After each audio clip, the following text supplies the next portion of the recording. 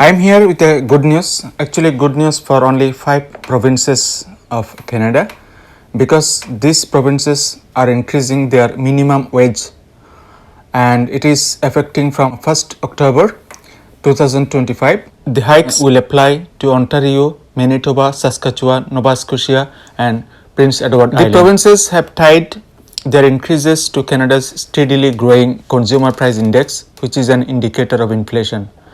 Now, Ontario's minimum wage is 17.60 Canadian dollar per hour. Nova Scotia's and Prince Edward Islands per hour are $16.50.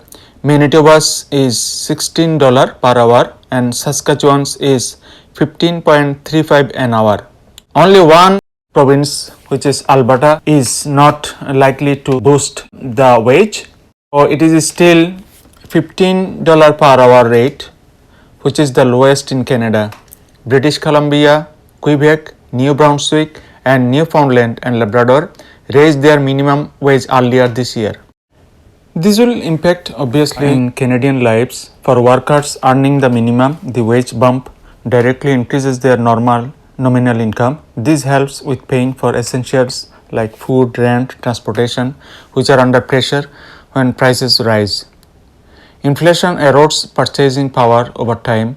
By indexing minimum wages, governments aim to prevent workers from falling further behind. Those at the bottom end of the wage scale see relatively larger gains. This may reduce the number of people falling below a subsistence threshold, especially when other supports are weak. And low-income households tend to spend most of their income rather than save it. So the extra dollars might flow back into the local economy and helping demand in some sectors. But there are some challenges too. Employers, especially in low-margin sectors like retail, restaurants, hospitality, might pass on higher labor costs in the form of higher prices. This pushes inflation further, which counteracts the gain in real purchasing power. Also, employment effects, and some businesses may respond by hiring fewer workers, cutting hours, automating, or trying to shift workers to unaffected roles. The empirical evidence is mixed, and effects vary by region, industry, and how binding the new minimum wage is. And taxation also a factor. If the extra income pushes workers into higher marginal tax brackets or reduce eligibility for certain benefits or credits, the net gain after taxes and lost benefits may be much smaller than the gross increase.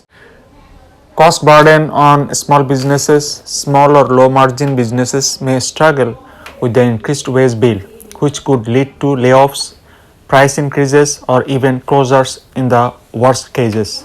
This is more likely where labor is large share of cost. And region specific cost of living differences. In expensive cities or regions with high housing and utility costs, even a higher minimum wage may not be enough to keep up, like in Toronto. The gap between what is needed for a decent standard of living and what the minimum wage provides can still be large. And inflation not uniform. The CPI, which is Consumer Price Index, is an average, but the price pressures people face like housing, groceries, energy may rise faster or differently across regions. So, indexing to average inflation might still leave workers worse off in real terms. Even though rising minimum wages sound like good news, many Canadians are finding that higher taxes quickly eat away at those gains. When paychecks go up, workers often move into higher tax brackets or lose access to income-tested benefits such as GST credits or housing supplements. As a result, a large portion of the extra money earned through wage increases is clawed back by income tax, payroll deductions, or reduced government support. At the same time, sales taxes and property taxes have also climbed in many provinces like Ontario. further cutting into disposable income. This leaves many low and middle income earners feeling stuck. Their normal pay has increased, but their real purchasing power has not improved much, as higher taxes and living costs continue to outpace their take-home pay.